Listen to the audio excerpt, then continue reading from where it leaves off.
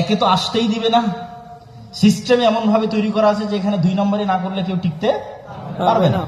আর যদি আল্লাহর কোনো বান্দা টিকে যায় তাহলে তার রাস্তা হচ্ছে মৃত্যু, গুলি দিয়ে হত্যা করা। এখানে কোনো সত্যবাদী আমানতদার ন্যায়পরায়ণ নেতাকে আসতে দেওয়া হবে না। এই জন্যই গণতন্ত্র।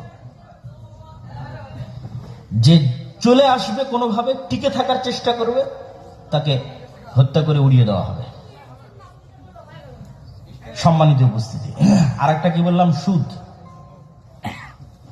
যত মা এবং বোন আছে যারা কিস্তিতে বিভিন্ন জিনিস ক্রয় করেছে তাদের বলেন যে কিস্তির সাথে পাঞ্জা লড়তে গিয়ে তারা কতটুকু সত্যবাদী থাকতে পেরেছে। মিথ্যা বলতে বলতে গ্রামের মা এবং বোনেরা সন্তানদেরও মিথ্যা বলা শেখায়। কিস্তির লোক থেকে বাঁচতে গিয়ে সন্তানদেরও মিথ্যা বলা শেখায়। আর এটা আল্লাহ নবীর বাক্য। কর্জ মানুষকে মিথ্যা শিখায়, লোন মানুষকে মিথ্যা শিখায়।